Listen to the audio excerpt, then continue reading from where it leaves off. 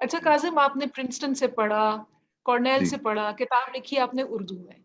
तो अभी जी बड़ी डिबेट चल रही है सिंगल नेशनल करिकुलम के बारे में भी, कि उसमें ये गलत है वो गलत है, लेकिन उसमें एक बड़ा फैक्टर ये है कि जो माओ को कंसर्न है कि इसमें उर्दू जी इतनी है, हमारे बच्चे ग्लोबली कैसे मुकाबला करेंगे, उर्दू पढ़ेंगे तो इंग्लिश नहीं पढ़ पाएंगे। तो जी आपके, मैंने देखा है कि आप इंग्लिश भी सीमलेसली बोलते हैं, उर्दू भी आपकी, मेरे ख्याल है पाकिस्तान में 150 लोग होंगे जो ऐसी उर्दू बोलते होंगे आप। नहीं, तो ऐसा नहीं। सो मतलब how would you speak to those concerns कि अगर उर्दू सीखेंगे तो इंग्लिश पीछे रह जाएगी, और उर्दू की एक कल्चरल अहमियत आपके जहन में क्या है? मेरे ख्याल में इसमें देखिए दो सतहें हैं जिन पे सोचने की जरूरत है। एक तहजीब की सतह पे जो आपने आखिर में सवाल किया, और दूसरी है नौकरी हासिल करने के लिए क्या करना है। और इन दोनों को आपसे ज्यादा मिक्स नहीं करना चाहिए। पहली मैं अर्ज करूं कि जबान सिर्फ नौकरी हासिल करने का जरिया नहीं है। जबान एक जरिया इबलाग है। मैं और आप बात कर रहे हैं, आपको सिर्फ जो मैं अल्फाज अदा कर रहा हूँ उसके अलावा भी बहुत से मफहूम, बहुत से मानी आप तक मुंतकिल हो रहे हैं, जो अगर कोई हम और कोई जबान सीख के बात करें शायद वो उतना ज्यादा मुंतकिल ना हो रहे हो। अब हम्म। मेरी गुफ्तगू के का जो पस मंजर है, मेरी शख्सियत का पस मंजर है वगैरह, उसके बारे में बहुत सी चीजें जहन में जो मैं जबान बोल रहा हूँ उसको समझने वाले हम्म। वो महसूस कर रहे होंगे, जो शायद मैं दूसरी जबान बोलूँ तो उस तरह ना महसूस करे। तो ये जरिया इबलाग भी है। दूसरी तरफ ये एक तहजीब का भी एक, समझ लीजिए, वसीला है, हामिल है कि हमारे अक़दार, हमारी तारीख, उस और तहजीब, किस तरह हम जिंदगी के बारे में सोचते हैं, उसका भी एक, समझिए, अवतार है या उसका रिफ्लेक्शन है। जो जबान हम इस्तेमाल करते हैं, जो फिक्रे हम इस्तेमाल करते हैं। तो अम, बहुत से लोग कहते हैं भाई उर्दू या इलाकाई ज़बानें, जो ज़्यादातर पाकिस्तानियों की मादरी ज़बान तो ना अंग्रेजी ना उर्दू है, वो इलाकाई ज़बानें हमारी। तो वो कहते हैं भाई वो इसको क्यों पढ़ें। तो तहजीबी सतह पे मुझे तो याद आता है विंस्टन चर्चिल ने कहा था, उनसे बड़ा अंग्रेज कौन होगा। उन्होंने कहा था कि जो शख्स अपनी मादरी ज़बान का अदब नहीं समझ सकता, वो किसी और ज़बान का अदब भी महसूस नहीं कर सकता, नहीं समझ सकता। सो आपको अपनी जबान को तो, और उस फिर इस जुमले का ताल्लुक जो है ना वो है अपने एक खुद एतमादी या अपने कल्चर पे, अपनी तहजीब पे में कॉन्फिडेंस एक होता है। उसकी बुनियाद पे आप बहुत बड़ी जख्म लगा सकते हैं, जो दूसरी जबान को सीख के दूसरी एक प्राइड होता है ना, अपनी चीज जी में प्राइड होता है जो एक। जी। और मेरे ख्याल में जो जिस तरह की जख्म हमें लगानी है, एक माशरे के तौर पे, मीशत के तौर पे, जो हम बात करते हैं कि हम ऊपर तक पहुंच जाएंगे, उसके लिए हमारी बुनियादें बहुत मजबूत चाहिए उसके लिए। तो ये तो एक तहजीबी सतह है। फिर आ जाए हम नौकरी पे, क्योंकि नौकरी जो है ना वो हमें उसको इग्नोर नहीं कर सकते। यहाँ पे आपको वो कले के अंदर और कले के बाहर की चीजें नजर आएंगी कि अम, कले के अंदर जो कई जनरेशन से हैं, वो कहते हैं कि भाई, और मेरे ख्याल में बात तो सच है कि आप अगर अंग्रेजी पे उबूर है तो डॉक्टर कमाते हैं इतना। डॉक्टरी तो उर्दू में नहीं पढ़ाई जा रही है हमारे मुल्क में, तो अंग्रेजी तो आनी चाहिए। आर्किटेक्चर के स्टूडेंट्स हैं जो जब आर्किटेक्ट बहुत अच्छे बन रहे हैं, उनके प्रोफेसर देख रहे हैं, मैंने कई लोग मैं जानता हूँ जिन्होंने ये वाकया सुनाए, वो अपना थीसिस बेचारे नहीं लिख पा रहे अंग्रेजी में, तो एक मुसीबत। फिर वो उनसे कहा गया कि आप उर्दू में लिख लें, आप तर्जुमा करा लेंगे। तो अंग्रेजी की अहमियत उस तरह तो है। और अगर हम सिर्फ जाती सतह पे अपने घराने के बारे में नहीं, हम मुल्क की सतह पे सोचें, तो जर्मनी के लोग सीख रहे हैं अंग्रेजी, चीन के लोग सीख रहे हैं अंग्रेजी। मेरे ख्याल से सबसे ज्यादा बड़ी तादाद में जो लोग अंग्रेजी सीख रहे हैं दुनिया में, वो चीन में सीख रहे हैं। आबादी इतनी है और दिलचस्पी इतनी है और जरूरत इतनी है। तो अंग्रेजी से तो रास्ता काटने का या रास्ता उससे अलग करने का तो सवाल ही नहीं है, अगर हमें तरक्की करनी है खासतौर पर मीशत की। तो उर्दू या अपनी जबान, मेरे ख्याल से उस पे उबूर हासिल करना वैसी मेहनत की बात है, और कुछ नहीं है इसमें। और दोनों भी की जा सकती है। आई थिंक आप एक अच्छी दोनों मिसाल है में इसकी कि दोनों बिल्कुल। करें, पश्तो भी सीखें, उर्दू भी सीखें, इंग्लिश भी सीखें। मैं ही पूछता हूँ, ना सीखने का क्या क्या मसला है, ना सीखने की क्या वजह है। आप चलिए, मैं अमेरिका में पढ़ रहा था, कितने बच्चे अमेरिकन थे जो फ्रेशमैन ईयर में, पहले साल में यूनिवर्सिटी में साथ थे, जो अंग्रेजी बोलते ही थे, जो उनकी मादरी जबान थी, लेकिन उन्होंने स्पेनिश भी सीख रखी थी या उन्होंने कैसे? फ्रेंच भी सीख रखी थी। ना ऐसे सीखने है। की क्या बात है? आप इब्ने सीना को पढ़ लीजिए। इब्ने सीना वो पैदा हुए थे, जो मुझे याद पड़ता है, वो फारसी बोलने वाले खानदान में, और उनसे बड़ा तो, या फैज साहब से पूछा किसी ने, कि बल्कि उन्होंने जवाब दिया कि भाई, किसी ने पूछा कि भाई आपने क्यों नहीं किया अरबी में एमए क्यों किया गवर्नमेंट कॉलेज से, आपने हम्म, फारसी में क्यों नहीं किया? उन्होंने कहा फारसी तो हमारे घर में बोली जाती थी, और पंजाबी में नज़में भी हैं। तो अच्छा। अरबी का था कि अरबी का जरा सा अबूर चाहिए, तो उन्होंने अरबी में एमए भी किया। तो इकबाल को देखिए आप, उन्होंने पंजाबी की नज़में उनकी हैं, तो पंजाबी उनकी आप सोच ले, उनकी मादरी जबान थी। फारसी, अरबी उनकी जिस सतह पे थी, फारसी का तो कलाम उनका इतना ज्यादा है, वो कहते एक जमाने में उन्होंने कहना शुरू किया कि मैं उर्दू में कलाम नहीं होगा मेरा, अब मैं फारसी में ही कहूंगा। बड़ी मुश्किल से उनको हम्म, कन्विंस किया कि नहीं, क्योंकि वो बहुत बड़ी सतह पे वो उसकी हाँ। तशरीह। फिर उन्होंने, अंग्रेजी तो थी ही यहाँ पे, लेकिन वो जर्मनी गए, उन्होंने जर्मन सीख के उसमें पीएचडी किया फलसफे में। हम्म, तो जब ये मिसालें हैं, आप छोड़े विंस्टन चर्चिल को, तो जबान ना बिल्कुल सीखने सही। की क्या वजह है? बच्चे को हम्म, बोलनी चाहिए, और अच्छी तरह हम्म, बोलनी चाहिए। That's all. Hmm. So that's how I think about it. हाँ, नहीं बिल्कुल इसी तरह है। और जो उर्दू जबान जो बोले अच्छी तरह बोले। अच्छी तरह बोले, मुझे तो लगता है जिन लोगों की उर्दू अच्छी होती है, जब वो इंग्लिश लिखते हैं तो खूबसूरत इंग्लिश लिखते हैं। उसका जो उर्दू का ईडियम है, वो जब उसको जानने वाले जब इंग्लिश लिखते हैं, वो जरा सी उसकी लिरिकल क्वालिटी डिफरेंट होती है, प्रोज हाँ। खूबसूरत होती है उनकी। और मैं अर्ज करूं आपसे कि अब हम आ जाएं जो किताब का मौजू है, क्योंकि हम किताब पे सेशन कर रहे हैं, तो अब जी। इसको हम बहुत ही ज्यादा महदूद सतह पे हम सोचें कि भाई, आने वाली जो हमारे मुल्क की मईशत है, उसमें हम्म, क्या हमें इलाकाई जबानों की जरूरत होगी? मैं कहता हूँ बहुत ही ज्यादा होगी। हम्म, क्योंकि आप मईशत के नुक्ता नजर से एक बैरोमीटर जो आप जरूर गौर कीजिएगा, वो टेलीविजन पे हम्म, इश्तेहार। टेलीविजन पे ठीक। इश्तेहार सिर्फ कले के अंदर लोग नहीं देख रहे, कले के बाहर भी देख रहे हैं। और बहुत सी ऐसी वो हैं अजनास, बहुत सी ऐसी प्रोडक्ट्स हैं जिनको हम्म, कले के बाहर वाले लोग ज्यादा खरीदते हैं। चाय की हम्म, चाय की बहुत सारी इश्तेहार देखेंगे, या बहुत सी चीजें, या लोअर मिडिल जी, क्लास के लोग ज्यादा खरीदते हैं। कहीं पे हम्म, आपको अंग्रेजी के इश्तेहार नजर आते हैं? जो हम्म, इश्तेहार दे रहा है वो तो कितने फोकस ग्रुप करते हैं वो, और कितनी रिसर्च करके तय करते हैं कि जी इश्तेहार बिल्कुल। में कौन सी खातून होगी, कौन हाँ, सा लड़का होगा, कौन चल रहा है, हाँ, किसको सुनेंगे, मदर होनी चाहिए, बच्चा होना चाहिए, कौन सी जबान हम्म, होनी चाहिए, हर चीज पे रिसर्च होती है। कितने हम्म, चैनल खुले थे शुरू में अंग्रेजी के, जब ये मीडिया आया था, तो सारे बंद हो गए। बंद हो गए। उर्दू के न्यूज केबल, ज्यादातर हाँ, हैं और इलाकाई जबानों के हैं। तो इसी तरह। जो प्रोडक्ट्स बिक रही हैं, उनको बेचने के लिए जो हमारे लोगों के हालात बेहतर होते जाएंगे, तो उनकी कुव्वत खरीद बढ़ेगी। तो उनको मार्केट करना, वो किस दुनिया में है, वो क्या सोचते हैं, कौन सी प्रोडक्ट चाहिए उनको, इसके लिए तो आपको लोकल जमाने चाहिए होंगी। तो लोकल अगर सिर्फ जबान। नौकरी वाला सोचना है, तो अंग्रेजी को इग्नोर करने की बात नहीं कर रहा मैं, लेकिन इलाकाई जबानें और उर्दू को जरूर रखें, साथ। अपने अपने तरकश में जरूर रखें। अच्छा कासिम, हम लोग जैसे पिछले दिनों कोविड था, मैं एजुकेशन में काम करती हूँ, ऑनलाइन कुछ क्लासें वगैरह कुछ कम्युनिटी स्कूल्स में हमने की। तो उसमें मैं था कि अच्छा चलो, कुछ नहीं, 50% बच्चे भी रीच कर लिए ना अगर हमने इस तरह उस तरह डिजिटल उससे, तो चलो ठीक है, नॉट बैड। आप जब ये आपने किताब बनाई है, आपने इसमें एक ड्रीम पेश किया है, लेकिन उसकी ताबीर भी साथ आपने बताई है कि कैसे उस तक पहुंचा जाए। सो आपके जहन में क्या है कि कितना इसमें से हो जाए तो आप कहेंगे हाँ ये सक्सेस है?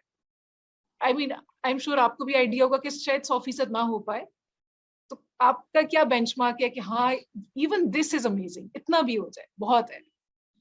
मैंने जो कुछ महसूस किया कि इतना हो जाए बहुत है, वो मैंने वही किताब में लिखा है। अच्छा है ऑल ऑफ दिस। नहीं, आप अच्छा। देखिए, जो चीन, अभी कहा है चीन ने कि हमने गुर्बत पूरी तरह से खत्म कर दी है, और अमेरिका वाले कह रहे हैं कि ये तो $10,000 फीकस पे हैं अभी, ये $10,000 फीकस के अराउंड है चीन में, हाँ, और अमेरिका 63,000 पे है। अभी सोचिए कितना वक्त बाकी है। बहुत से लोग कहते हैं जी चीन और अमेरिका की टक्कर हो रही है, बहुत से जो हाँ, स्कॉलर्स हैं वो कहते हैं कहाँ टक्कर कैसे हो सकती है, एक $10,000 हाँ, पे है और एक 60,000 पे है, तो जरा सा तो है ना मसला। सो अगर हम जहाँ 2047 में, जो मैंने जो किताब में लिखा है वो है $7,500 पे पहुंचेंगे हम 25 साल बाद अब से। यू थिंक दैट्स तो ये इनफ? रियलिस्टिक है? तो मतलब ये तो करना ही चाहिए। ये ऐसे जैसे ये क्लास तो 1 में बच्चा है और हम कहें जी ये मैट्रिक तक कर लेगा 10 जमात, अगर हम तो कहें ये नहीं आप मेरे मैट्रिक तक 10 नहीं करेगा, वो कम करेगा, तो बेयर क्यों मिनिमम है ये। भाई? मैंने तो वही लिखा जो आपने पूछा था ना पहले, कि आप उम्मीद दिला रहे हैं या हवा में ये इस तरह झंडा लहरा रहे हैं, हाँ या ये हकीकत पसंद आ रहा है। हाँ। जो चीज मुझे लगता है कि होनी चाहिए, हमें उसके लिए कोशिश हम्म, करनी चाहिए और हो जाएगी। हम्म, 7-7.5% पर एनम जीडीपी ग्रोथ 30 साल हाँ। तक। और जब हम्म, 30 साल की बात करते हैं, कुछ सालों में 10-12% भी ग्रोथ हो जाती है, कुछ सालों हम्म, में हमारे बराबर में जो हिंदुस्तान जो है वो 25 साल 7% से ज्यादा ग्रोथ कर चुका है ऑलरेडी। अब जरा स्लो हम्म, डाउन हुई है। हम्म, सेम विद बांग्लादेश। हम्म, तो ऐसी बात तो नहीं है इसमें। हम अपना बैकग्राउंड देख के हम कहते हैं, पिछले 40-50 साल देख के कहते हैं नहीं हम तो नहीं कर सके तो हम नहीं कर सकते, ऐसे नहीं सोचना। पिछले सही। पिछले 3 क्लासों में बच्चा फर्स्ट नहीं आया, इसका मतलब ही नहीं कभी नहीं आएगा। हम्म, नहीं सही खैर फर्स्ट बात है। आने की बात भी नहीं है, ये तो पास ही होता रहे बच्चा। पास ही हो जाए, 10th पास नंबर हो, वाला पास हो जाए। हाँ हाँ लेकिन 10 तक तो, क्लास 10 तक तो होना चाहिए 10 साल में, मैं तो ये कह हाँ, रहा हूँ सर, इससे ज्यादा पहुंचे नहीं तो है। सही है। हाँ। जी। अच्छा काजिम, आपसे क्योंकि लिखने के बारे में और ये सारा हमारा प्रोग्राम है, ये इंटरव्यू, तो आपकी कोई एंड पे अगर आप हमें बताएं कोई रिकमेंडेशंस किताबों की, ऑल टाइम फेवरेट्स भी और आजकल की जो किताबें हैं उसमें से भी, बेशक उर्दू की या इंग्लिश की, जो भी आपको at the top of your head है। ऑल टाइम फेवरेट्स में तो वो किताबें होनी चाहिए ना जो आपकी, तो ऐसी कोई किताब मिल जाए अगर जिंदगी में, जिसके जो मतन है वो आप जिंदगी भर आपकी सांसों में महकता हो। हम्म, तो तो मैं कहूँगा कि मेरी जिंदगी में वो किताब जो है वो मौलाना रूम की मसनवी। और हम्म, मैं आपको बताता हूँ उसकी वजह। अंग्रेजी में आप देखिए ना, शेक्सपियर के कितने सारे फिक्रे हैं जो मैं और आप रोजमर्रा जिंदगी में इस्तेमाल करते हैं, और शेक्सपियर के टेक्स्ट पढ़ के पता चलता है यार ये शेक्सपियर ने लिखा था। बहुत सी चीजें शेक्सपियर का मकाम आप देखिए कि मिसाल मैं दे रहा हूँ कि बहुत से फिक्रे हैं अंग्रेजी जबान के जो हम रोजमर्रा हम इस्तेमाल कर रहे होते हैं, और जब शेक्सपियर के कोई टेक्स्ट पढ़ते हैं तो पता चलता है कि अच्छा ये शेक्सपियर की फ्रेज है, मिल्क ऑफ ह्यूमन काइंडनेस। अच्छा ये शेक्सपियर की बहुत से तकरीरों में लोग यूज करते हैं, या रोजमर्रा जबान में भी हम करते हैं। बहुत सी मिसालें हैं। इस तरह की सबसे ज्यादा मिसालें हमारे कल्चर में आपको मिलेंगी वो मौलाना रूम की मसनवी से। ये तो बुनियादी सतह पे मैं अर्ज करूं, जैसे हम कहते हैं जी सबर का फल मीठा, ये मौलाना रूम का मसनवी में शुरू में पहले दफ्तर में है। सब्र तल्ख आमद व लेकिन आकिबत, मेवाए शीरीं दहत पर मनफियत। ये सब्र जो है वो मुश्किल तल्ख महसूस होता है शुरू में, लेकिन आखिरकार मेवा फारसी में फल को कहते हैं, वो मीठा फल देता है जो मनफियत जिसमें नफा बहुत है आपके लिए। तो इट केम फ्रॉम हिम। इस तरह के इतने हैं फ्रेजेस। और रोजमर्रा जिंदगी गुजारने के बारे में बहुत से ऐसे पैगाम जो आप बहुत ही नाजुक तरीके से उन्होंने बयान किए हैं। It's a Marvel. तो मैं कहता हूँ 30 बरस लगे उनको मसनवी लिखने में, आप 30 बरस में आधी भी पढ़ लें अगर, तो कोई मसला नहीं है। So it's one of those things you just spend your life with. Um, एक और मैं कहूँगा अमंग ऑल टाइम फेवरेट्स, मुझे तारीख का बहुत ज़्यादा शौक है, पढ़ने का तारीख के बारे में।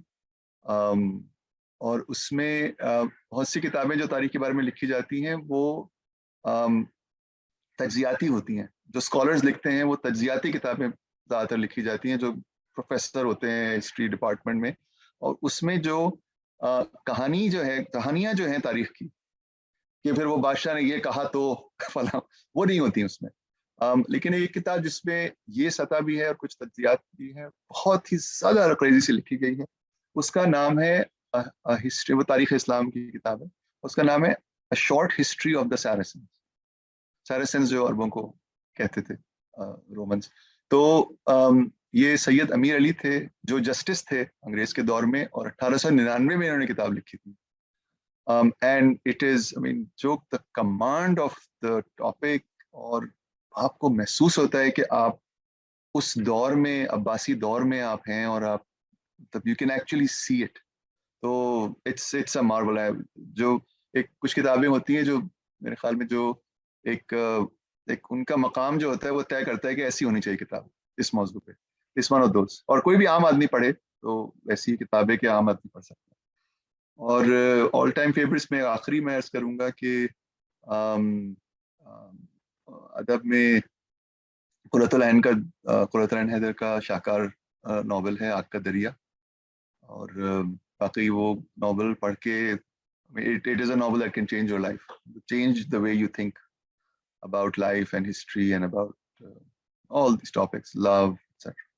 तो ये एक तो ये जो असर हाजिर की किताबें, एक किताब जो बाकी मेरे ख्याल से शाहकार किताब है, जो मैं किसी के को भी मशवरा दूं कि ज़रूर पढ़ें, और चीन की तरक्की जो है और हमारे लिए जो ख़ास तौर पे रेलिवेंट हिस्सा है उसका, तो ये किताब है, उसका नाम है चाइना शेक्स द वर्ल्ड। और ये फाइनेंशियल टाइम्स जो दुनिया के कह सकते हैं बेहतरीन अखबारों में से है, उसके जो नुमाइंदा जेम्स किंग, जो चीन में आज तक वो चीन के कवर करते हैं, बहुत उम्र है उनकी अब, और उन्होंने इससे पहले भी उन्होंने बहुत ज़्यादा अरसा चीन में गुजारा हुआ था, चीनी ज़बान से वाकिफ़ हैं, चीन की तारीख और अफकार उनसे बहुत ज़्यादा वाकिफ़ हैं। उन्होंने ये किताब उनकी 2006 में लिखी थी, और मैं इसलिए इसका बहुत फ़ैन हूँ क्योंकि हमारे मुल्क के लिए वो दौर जो उससे पहले का था, 2006 से आगे का जो है वो हमारे अभी आगे का मुस्तकबिल का दौर है, हमारे लिए दूर का है। लेकिन आज हम जहाँ खड़े हैं उसमें जिस तफसील से इन्होंने बयान किया है, मसलन जो आप देखा होगा चीन की तरक्की का एक बहुत बड़ा जो अमल, उसमें एक जो फिनोमिनन है वो अमेरिका से, यूरोप से फैक्ट्रियाँ और जो एक्चुअल जो फिजिकल काम कर रहे हैं लोग, वो चीन शिफ्ट हो जाना, उस पर आप बहुत, उस पर नाराजगी भी बहुत है। उसमें इन्होंने न सिर्फ चीन में जो उन्होंने देखा, जो रोजमर्रा रिसर्च उन्होंने की, और चीन में जो हालात थे और लोगों के किस तरह तब्दीली आ रही थी, उन्होंने वहां जाके भी मिशिगन में, जहाँ पे जो अमेरिका का सूबा है, जहाँ पे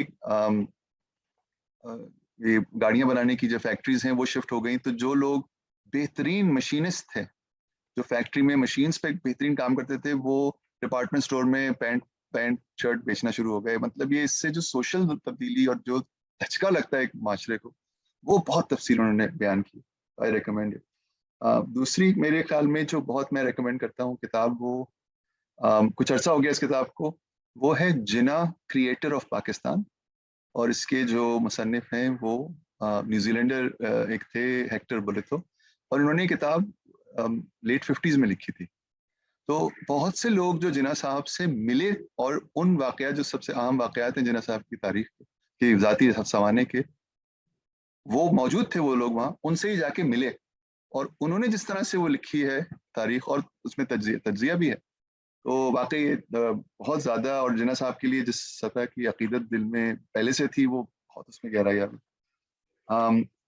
एक मैं किताब अर्ज करूंगा, किताबें बहुत मुश्किल है सिलेक्ट करना ये इस तरह से, क्योंकि आप चाहेंगे तो मैं बोलता चला जाऊंगा इस मौजू पे, लेकिन एक मैं कहूंगा कि जो हमने अभी इसीलिए कासिम, इसीलिए एक एक किताब नहीं कही, हमने 3-3 कही है ताकि शौक से बताएं आप।